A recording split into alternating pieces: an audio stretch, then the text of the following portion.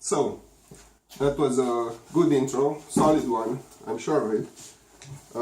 In case you didn't see it, this was an F for Facebook and Twitter and Instagram. Social media is important, guys. It's a fact. That's why we use cheap stuff, because we're low budget podcast. Yes. Podcast, yeah. So, we plan to spend the next 15 minutes talking about what it means to be an adult. Because we need it. We need to be adults. Obviously.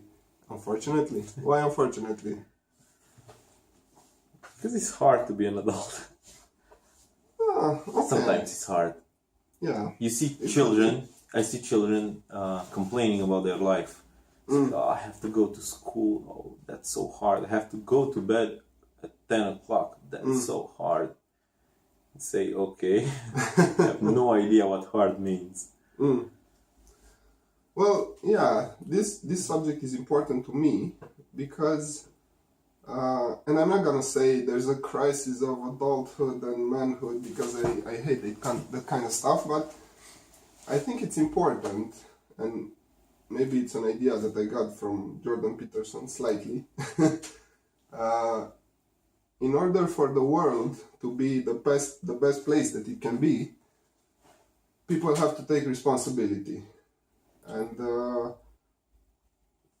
if I think about it, taking responsibility changes a child to an adult. So the transformation takes place in the moment where you're no longer driven by selfishness and your own desires, but you say, okay, this is my life, and whatever happens to me is on me. Does that make sense? In theory, yes. Okay. Does it happen in real life? Because the transition from a child to an adult sometimes happens overnight. You just end up with a job, with a wife or spouse. Overnight? Almost overnight. You don't. The last year went like this, and you're married, you have a job, but you still have your teen urges or needs. You still want to play on the computer. You still want to go and hang out with the guys. I don't know, playing basketball or having a drink. You still want to do the things that you did as a teenager. So, and it takes you by surprise most of the times. Yeah, well, I think that those urges never go away. And it's a good thing that they don't go away. It's okay to hang out with the guys. It's okay to play video games. But what changes, in my opinion, is what drives you. When you wake up in the morning, do you see your day as a bunch of time that you have to entertain yourself? Or do you see the day as... Sometimes I do. So sorry to interrupt, but sometimes I do. And I'm an adult, and I say, okay. Are you sure about it? I'm a full-grown man, so I don't know if I'm. But it's a good question for me too. First of all, we are a low-budget podcast, but we need some coffee. Yeah, we could do that next time. It's way easier to listen to someone when you have something to do with your hands. Oh, right. Now I'm playing an invisible piano. Have some Facebook. Oh, I'm on Facebook. Yeah. Laughing too much. We are talking about the thing. If you looking at the day, at the start of the day. Yeah, but don't most adults look at the day and see it as a series of tasks that need to be done? It's not like I'm responsible for that. I need to take care of that because that's it. I'm an adult and I have to do it. It's not that I want to do it or it's the things that I choose to do, it's the things that I have to do. Yeah, but that's still an adult perspective, because you don't look at the day like, okay, what do I like to do? Well, I'd like to start the day eating a pizza, because that's the best breakfast ever, even though it's not good for me. And then I go on playing video games, I watch a few movies, I take a nap, and then that's my day. And meanwhile, my wife has certain reasonable expectations from me for how I have to behave. My kids also, I mean your kids, also have some reasonable expectations for you to spend some time with them. And there might be days where you don't crush it. But what I'm talking about is the mindset. What do you see your life? And when I talk about life, I talk about today, because there's not much use in thinking about life 5 years from now. What do I see today like? What do I have to do today for this day to be worth living, maybe? True, but I have to remind you that this is a low budget podcast. Okay. You have to stop hitting the table because the camera shakes a lot. Yeah.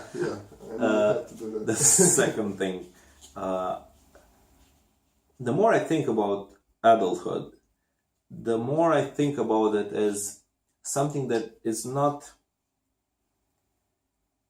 It's not something you earn. It's something that you just. It's like being 30. Okay, I am 30. Regardless, it's something that happens to you. Regardless of your effort. Of your time in history that you're alive. Regardless of almost everything, and adulthood happens to all of us. I think there's 0.0001% that is they are in their 40s and still live like children, and probably they have some mental disorder. But if you're in your 40s, you have to behave a bit like an adult. So I don't think that adulthood is something to strive for, because it happens. It's what do you make of that adulthood? How do you take the challenges that come? Because one of the challenges, I've been thinking about it, one of the challenges that comes with adulthood is being aware. Because when you're a child, you're not aware. You think about the next day, about the things that you enjoy. Aware of your future? Of a lot of things. You become more aware. Once you get older, you're not that aware because you got your things. But when you're 30 or 40, you're aware that you're not a child anymore.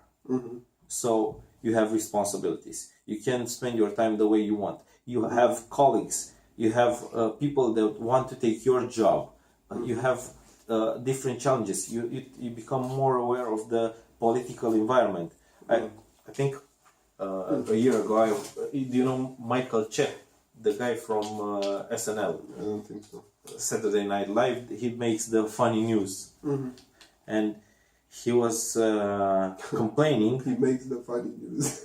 Yes. In Soviet Russia, funny news makes you. No, but he was complaining that can we just move on to when politics was just some boring thing that happened between old guys, and politics was never that. He became an adult because when he was 12, he thought that politics is something that only old men think about. But when he was a child, Bill Clinton was the president and he had an affair and he was impeached or almost impeached. The politics back then was as much as reckless as it is today. So it was a spectacle on TV, There but was he didn't care. always, yeah, always something outrageous going Yeah, on. but he didn't care because he was a child. Now that he's an adult, he thinks that everything that happens now it's way out of proportion because he's aware. He sees what happens and says, okay, this impacts my life. This one, but the politics, the foreign affairs, and different things affect my life. But every part of the history had this. But only when you're an adult, you realize, okay, you're aware that, oh, this does affect me. So you're aware of the environment. You're aware of the politics. And in theory, you have to act, but I'm not complaining about the most people, what most people do, because I do it a lot. Sometimes you get caught in it, and most of the adults I know, they're caught in the main scandal that fills the media. So In what way are they caught up in it? they think that is the thing that will change their life for the worst or for the better, depending on which side they're on. But they forget that is just a spectacle. Yeah, it affects them, but the thing that affects you the most, it's what you do with your life. Yeah, we might get a bit too into politics, but I got your point. Because whatever, okay, I'm not talking about an extremist country where if an extremist party takes control, it will radically change the way you live in a country. No, I'm thinking about if your guy gets into power or not, will this affect your journey through life, your relationship with your spouse, with your children, with your colleagues, with your business? Probably not. Yes, probably not. Or in a small way. In a small way, but in the campaign, that 6 months, it affects you way too much. You put way too much time into debating people, into looking at TV shows about this, and it affects your feelings. If someone doesn't agree with you, you're prepared to attack them, not thinking that, okay, is this the best way to invest my time and my feelings? Because if the things that I do now, I'm responsible, because I had this with the last problems in our country. What do I have to do to see that I'm growing? Does it have anything to do with the politics? No. I have to be there for my children. I have to work better at my job. I have to be more creative. I have to be better as an individual. It doesn't matter the big picture, the scandal. Okay, I've been talking for 10 minutes. No, it's fine. But I would come back to your previous point, which I disagree with. Not totally. Which one? I understand where you're coming from. The one about adulthood happening to you. Oh. And I was thinking about the fact that my belief is that adulthood comes after a decision you've made. And a story about this would be a 12-year-old boy who loses his father to an accident, let's say, who is now, his reality now changed from mother and father and child and his little sister, let's say, to his mother as the sole breadwinner, and now him and his little sister. And maybe at the funeral, his mother or his uncle told him, you have to be the man of the house now. And that's a rough thing to happen at 12 years old. And when that happens, with his limited understanding still, the child has to make a decision. And his decision is, okay, going to school and playing games is no longer the center of my life right now, and won't be in the future. But from now on, I have to take care of others. And that's a foreign concept to him, in a way. Maybe his father taught him, okay, you have to take care of your little sister at school or at home. Don't hit her. Give her food when you have food and she doesn't. But right now, after basically a slap in the face from life, he has to become an adult by taking responsibility. And I'm coming back to my first point from when we started. And that's a decision. And whoa, we Real just professional. did 15 minutes. Real professional. If you made it this far, whew, I wouldn't have. Okay, we're gonna keep going for a little bit more. So the finishing part of my point was, I believe that it's a decision, and I believe that there are lots of people in their 40s, maybe even in their 70s, who never made that decision. And I they're think not adults? I wouldn't call them adults. I would call them children who have their own life, who have their own money, but who only feel responsible for their own pleasure. Agree to disagree?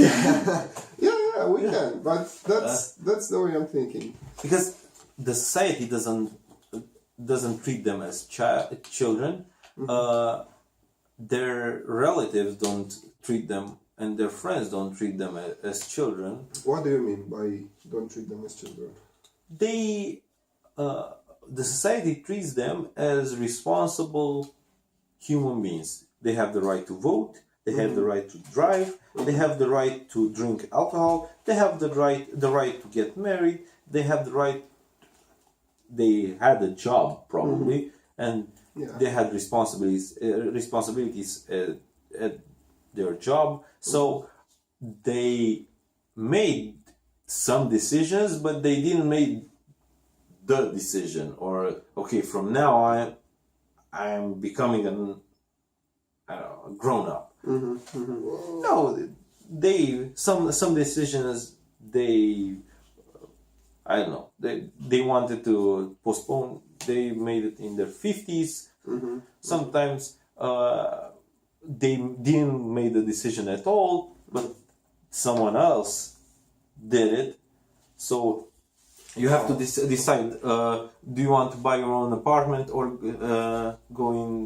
stay with your parents and or go and rent somewhere? Okay, 3 decisions, but you can stay at home and make no decision. But if your parents die or your parents sell the place and move, they kind of made the decision for you. Yeah, but I don't know. In my point of view, a person who stays with his parents, who reaches 30 years old and is able-bodied and could have a job and is still living with his parents, is someone who decided to be a child still. Or to save money. For the time if he reaches 30, it's too late. If he's not married and he says, okay, why spend on rent when I can stay here because I'm all day at work and at the night I'm at the gym. It is a sacrifice. Maybe that's the second word I would add to the definition of adulthood. So you have to be responsible for your life, take responsibility, and then sacrifice. And I think responsibility requires a lot of sacrifice. In the case of getting your own place, renting your own place, even when your parents are telling you, you can stay here and relax, because your parents do want what's best for you, but when it comes to you leaving them, then they might not be as objective as they need to be. They might get subjective and say, I'll keep you under my umbrella for a little bit more because I know what's best for you. But in fact, it's not good for someone to be a child for as long as possible. I think the earlier you can be on your own, the better for your own development and your own progression in life, you know? Yeah, I was thinking about.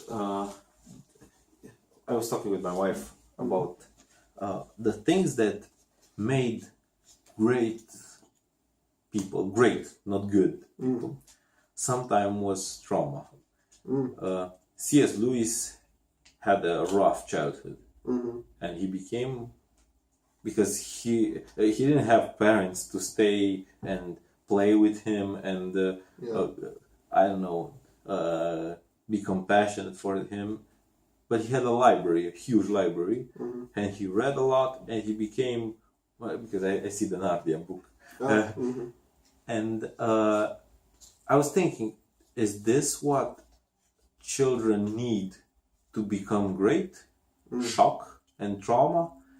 Because and he also went to war later in his life. Yes. He fought in the First World War, which was really rough. But my idea is, I'm at a restaurant with my wife and the kids, and a 6-year-old comes and sells me flowers and books. Oh yeah. And I say, okay, no, I don't want.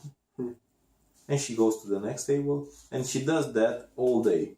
And not as a hobby. No, but she will be, with the right setup, one of the best salespeople that you'll ever meet, because she, as a 6-year-old, has that ability now to get over rejection without any hard feelings. She wants something from you, you say no, she moves on. My kids are not like that. My kids, when they want something, because they know that we love them and we want the best for them, they say, oh, but I do want it. And if I say no, that rejection hurts them. And that... Dealing with rejection is a major thing. Yeah. I was watching a Gary Vee video yesterday, and he said, imagine if basketball players stop playing when they are being booed. And it's a really wild image, sitting at the free throw line and getting ready and hearing a bunch of boos and going, oh, and start crying, and that would be insane. And in order to do anything worthwhile, you have to be able to deal with rejection. You know, like you feel rejected right now because I keep slamming the table even though you asked me not to. Okay, that's interesting. So we're at 22 minutes. I don't know if there are any heroes still listening to us, but that could be it for today. Maybe restate your point, and I'll restate mine. I have no idea what adulthood is. That's okay. My idea, I'm moving now. My idea is that adulthood, it's something weird that happens to you, from my perspective. And once you get aware of all the things, you're in the middle of, that's why it's called a midlife crisis, because you realize you're in the second phase, and after the third phase, it's done. Yeah. And you become... Not a lot of time left. Yeah, and you become a bit nervous and anxious, because you think, okay... Anxious, yeah. Anxious, yes. And because you know, okay, my childhood is gone, I can't go again to another school and restart my life, because I'm already 30, 35. You say, okay, this is it. My schedule is full. I wake up at 6:30 and I put the kids to bed at 9:30. Then I do the dishes and the other things around the house, and I go to sleep at 11 and say, okay, this is my life, and I don't read. I don't go to the gym. I don't explore. I don't because this is my life, and if this is adulthood, this you don't want stinks. it. Yes, because this should prepare me for the next stage, that is being an old guy, an old person, and this is the things that I do now prepare me for that. Yeah, you're living in your memories. Yes, but if I didn't do, or I did do the things that I wanted in the first step, this is overly crowded with tasks and activities, and it's my schedule is full. Then if this passes and it goes like this, what's left? So this is the thing. One of the things that being aware that it's kind of frightening to be aware, to be aware of the things that happen to you, aware of your mortality, aware that you kind of are in danger. The kids are in danger. Your parents are not going to be there forever. So you are aware. I think that the thing that, if I have to put it in one word, is aware. Awareness. Okay. I think I agree with you, and I could follow you, and I think your point of view is more practical, and my point of view is, or my definition is more of a philosophical one, because I'm thinking about the point where you get perspective, you get outside of yourself, let's say, for a minute, and say, okay, from now on, my life is no longer driven by childish desires, but it's driven by what I have to do, but by taking care of myself, taking care of my family, taking care of my community. And as I said, in one word, I would call that responsibility. And as a man, but no, also as a woman, I would use the word sacrifice, because we sacrifice in different ways. I said as a man because I'm thinking of physical sacrifice, but that physical sacrifice applies to all people who are willing to do it. And that's what being an adult is to me. Choosing to be responsible and choosing to sacrifice. I think that if I understand correctly, you're thinking of your definition is a good adult. Yeah. I'm thinking of an average. No, a normal. Every adult has it tends to be aware, and a good adult. If you want to be a good adult, you have to sacrifice and be responsible. Yeah, but to me, a grown-up who is not a good adult is a child. Damn. Yeah. I would say he is a childish. Childish. Childish. He's not a child. He's just childish. So he just acts like a child. Yes. Which is a child. No, because he's an adult. Okay. So I think that's it for today. We passed half an hour. That wasn't that bad. Okay. And since we're low budget, one of us has to turn off the camera. Paper, scissors. Oh, yeah. 1, 2, 3. Okay, you have to do it. Yeah, but